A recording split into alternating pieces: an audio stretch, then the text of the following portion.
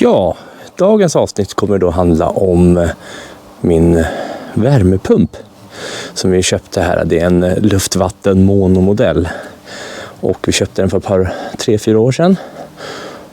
Och jag saknar en grej och det är wifi-styrning för värmen och sådana grejer via en app.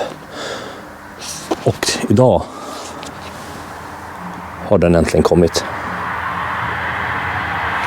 Dagens projekt blir att installera denna.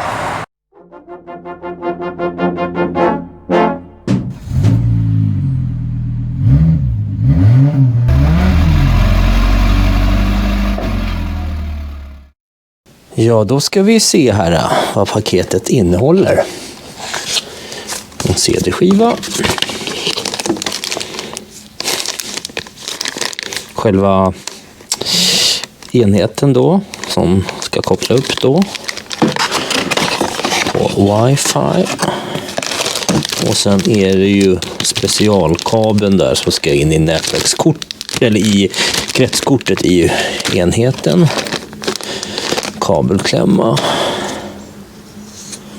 Någon slags dragavlastning tror jag. Och en jättetjock bok. Ja, men det här blir nog inte tar nog inte så lång tid. Vi går ut och monterar detta. Så, där har vi då vår lilla enhet helt enkelt. Och strömmen är ju avstängd. Jag ska ta bort frontkopan här. Och det här kan man vara riktigt smart att göra nu innan vintern och kolla så att det inte ser någonting konstigt ut här.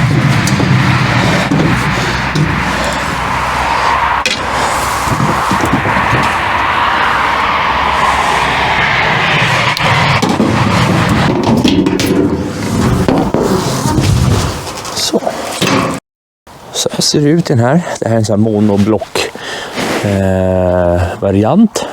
Vilket gör att det bara är vatten som går ut och in. Och här nere sitter cirkulationspumpen. Den har strulat en gång. Så. Men det ser faktiskt inte ut att vara något jättekonstigt här. Här vill jag då tillägga att i cirkulationspumpen finns det ett filter som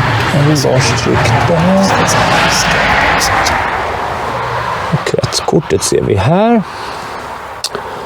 Och den här lilla kontakten är ju en... Jag måste faktiskt kolla instruktionen var den ska sättas in. Jag tror att det är här. CNT. Jag är nästan säker på att det är det.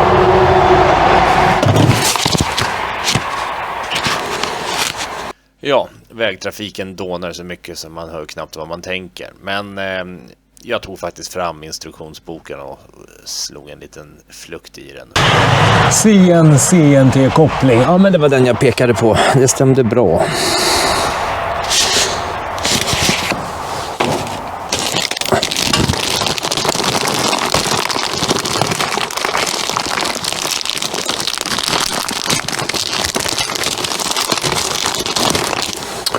Så.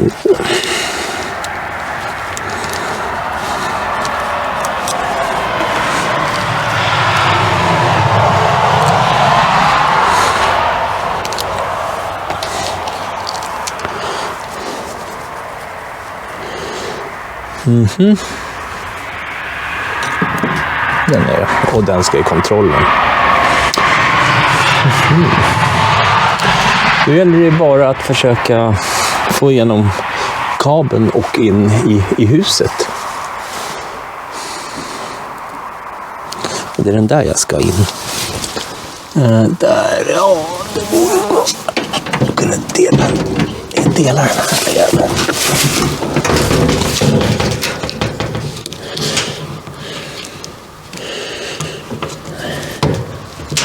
Nej.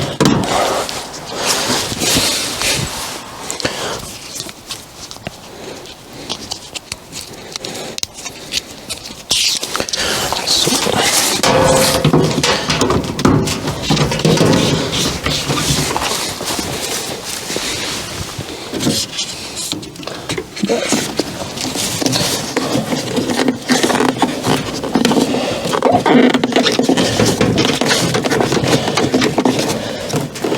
tar vi in där. Det är lite kallt idag. Det var is i morse. Vi har ställt om klockan idag till normaltid. Sen har vi hållit på vinterförberett lite grejer. Vi var ute hela dagen igår och lagade tak. Jag tänkte jag skulle ha gjort det tidigare och det är redan på väg att mörkna. Så, EMC Clamp står det typ på i papperna. Jag tror att det är electromagnetic clamp. Ja, titta, det är en magnet helt enkelt. Okej. Ska den bara sättas på kabeln? Ja. Nej, EMC kärna står det. Yes. Alltså, Panasonic är väl tillhör väl en av de större, skulle jag väl säga, när det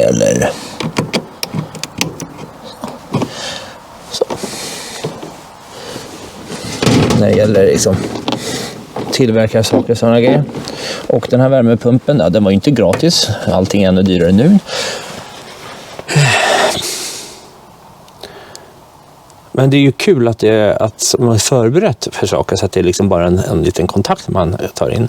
Synd bara att det är så förbaskat dyrt så fort man ska ha valmöjligheter och sådana grejer. Men ja, nu ska jag inte vara bitter. Man får ju ändå förhoppningsvis en bra produkt. Och jag är ju jättenöjd med den här pumpen. Då har vi alltså förberett här. Här fanns det ett uttag ledigt bredvid den andra. Går in här i boxen. Kommer upp här och ska till det här uttaget här. Som heter då CNT. Satte på EMC-kärnan här. Satte fast klamran i grejerna här. Resten ska jag inte röra. Men det här är liksom, det är bara plug and play liksom.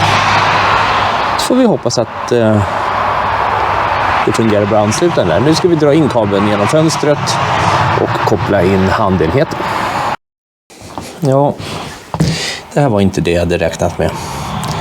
Kabeln är jättekort. Måste vi försöka få bort den här gamla antennkabeln, borra upp hålet och ta in den vägen. Ja, det här blev mer jobb än vi hade hoppats på. Ska vi se om vi kan få ut den gamla antennkabeln. Så. Bort den. Och sen ska vi... Tänkte jag försöka borra upp det där hålet då.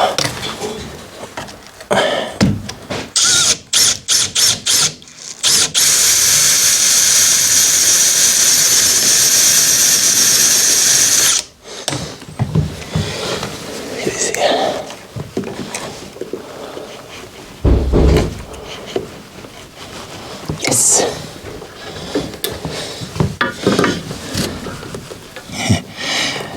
Mycket mer än så där har vi inte. Men det räcker.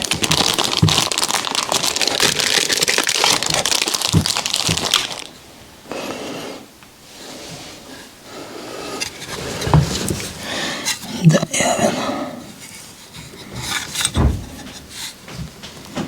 Skriv där.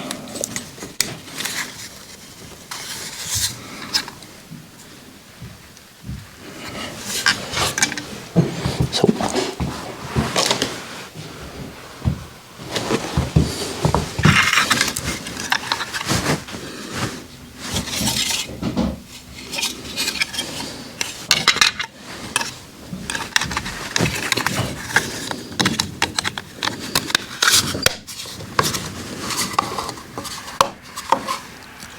Ja. Jag vill för testa lite installationsgrejer här också. Det behöver inte ni se. Kanske dammsuga upp det här också. och ladda hem appen. Så då, där lyser nu den här nya enheten tillsammans bredvid Panasonics ena handen. Och där dog batteriet i kameran. Det jag skulle säga var att systemet är igång nu tillsammans med Panasonics egna inomhusdosa. Och jag tänkte att vi skulle ta och titta en liten titt på hur det ser ut i appen. Ja, då så är vi tillbaka på kontoret och jag tänkte vi ska gå igenom lite, visa lite vad appen gör och fördelarna med den. Först vill jag ändå tillägga varför jag inte har skaffat den här tidigare. Och det har att göra med att det här är ett extra tillbehör. Det är säkert nästan standard idag på de flesta pumparna. Jag tror att det är jättevanligt bland luft att man har den här möjligheten att kunna ansluta via nätet. Men på den här så var det då som ett tillägg. Och det är ju då en liten dosa som pratar med ens wifi-nätverk och sen då kan man då nå den via en app som heter så mycket som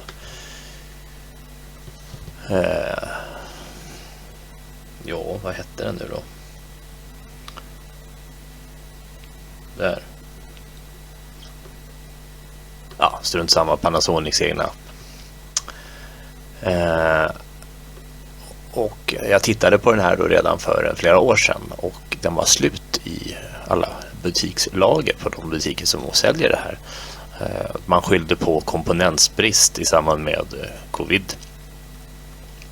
Så att jag lämnade den en stund åt sidan. Jag la ingen beställning på den. Jag var också ganska sur över att de var ganska dyra. Och jag har kollat och kollat. Och nu äntligen här så har de dykt upp och finns på ganska vanligt lager. Men priserna är väldigt olika. Flera tar över 3000 kronor för den här satsen. Jag hittade den här nu för 1990. Som jag fortfarande tycker är väldigt mycket pengar. Och hade ju då förhoppningar om att man nu får en jättehäftig app med schyssta menyer och användarvänlighet. Gentemot Panasonics kontroller man har inomhusdelen där så är den ju ganska enkel. Några få knappar man kan trycka på och det finns många undermenyer, men den är rätt jobbig att navigera i och man vill inte hålla på och programmera i den i onödan, utan man går fram till den, stänger av, sätter på, höjer lite temperatur eller någonting sånt. Så jag tänkte att en mobil kanske är ganska trevligt. Så att, då kom ju den hem här nu och jag tänkte då kan vi bara titta på vad erbjöd det. Och det var kort och gott lite lättare, men det var inga mer extra funktioner vad jag kunde hittat. Aquaria värmepump. Går man in i telefonen och får ju då upp startsidan då som visar utomhustemperaturen, om pumpen går och vilken temperatur vi har. Nu håller den på värme här och i vilket läge jag har inne. Och det är precis som i vanliga handkontrollen också, att du ställer in ett nollläge och sen så kan man antingen plussa eller minus. Och det finns ju 2 snabbknappar för det där som heter Eco. Då sänker du hela kurvan med 5 grader eller så trycker du på komfort och då höjer du med 5 grader. Jättebra om man är borta och vill sänka temperaturen i huset och sen innan man kommer upp så kan man då trycka på komfortläget och få lite extra värme så att huset är uppvärmt och klart. Och det var den absolut främsta anledningen till att vi ville skaffa detta, att kunna höja, sänka temperatur på distans och ha liten koll på vad har man för temperatur här. Det jag saknar är ju en inomhustemperaturgivare. Den finns inte i handenheten på någon av de här modellerna. Utan då får man komplettera det. I mitt fall så har jag Home Assistant som man kan sätta in temperaturgivare. Sen så har man ju då veckotimer läget precis som i datorn eller i handenheten, och den är lika enkel liksom. Man har 6 lägen. Jag trodde man skulle få mycket mer funktioner och sådana grejer, men då kan man gå in och välja och lägga till vilka tidpunkter man ska starta och sådana grejer, ställa in timer och så vidare. Jag gör inte det nu, utan man kan lägga in ett schema att måndagar klockan 6 på morgonen så sätter man på värmen när man ska upp, och eller tvärtom att man kanske stänger av värmen under de här rushtiderna som vi har på morgnar eller eftermiddagar. Och det är ju för att optimera elräkningen, att du kanske inte bränner på så mycket när det är dyrt. Så att den kan man ha. Sen är det alltid trevligt att kunna titta på statistik. Dock laddades inte den tillgängliga statistiken som fanns i pumpen när man öppnade en sån här öppnare, utan den tar bara den från man har installerat mjukvaran eller programvaran.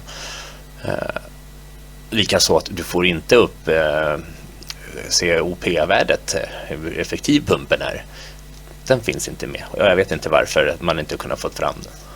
Utan det du kan se här är ju helt enkelt antalet kilowattimmar som den har förbrukat över ett dygn, vecka, månad eller år. Och du kan lägga till yttertemperaturen, som kan vara intressant att se hur den helt enkelt beter sig. Då har vi den skalan, där är 5 grader och här är det 3 grader ute. Det går också att lägga in ett cirkapris på kilowatten och då få en ungefärlig kostnad på vad den här pumpen kostar om dagen. Som man ser här nu i slutet på oktober eller början på november ligger vi på mellan 20-30 kronor per dag.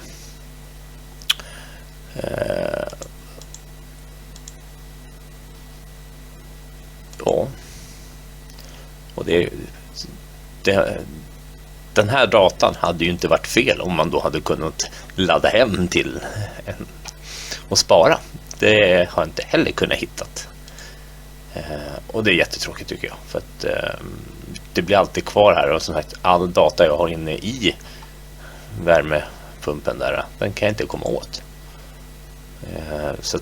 Så det finns fortfarande jättemycket förbättringspotential, och det var därför jag tycker, hur 17 kan man ta så pass mycket pengar för att få lite färger och kunna klicka omkring i telefonen. Du kan ju självklart då göra som du kan i kontrollen. Du kan defrosta en extra avfrostning, nöddrift. Du kan sätta på kraftfull om du vill ha extra värme eller tyst eller semestertime och så vidare. Jag tror inte det var så mycket här. Nej, inga speciella grejer. Så det var rätt enkelt på den delen där. Självklart finns det säkert mer avancerade pumpar, men min enhet är ju en så kallad monoenhet. Det betyder att jag har kopplat den här utomhusenheten som har både kylsystemet, eller som har kylsystemet, allting i en enhet som står utomhus, och värmer upp då vattnet som jag skickar in till huset. Så att det är vanligt vatten som jag skickar igenom istället för ett köldmedium. Och detta skickar jag ju då in i dagsläget till en värmetank, eller nej, en gammal vedpannetank som jag har som en bufferttank. Och sen där vidare. Den är ju tanken att jag ska övergå till en tekniktank och kombinera då med solvärmepaneler på taket. Och det ska bli mycket intressant att se hur det ska gå ihop. Jag hoppas att det gav er en liten inblick om vad det är man får. Och det är inte gratis att hålla på Men det är alltid skönt att veta.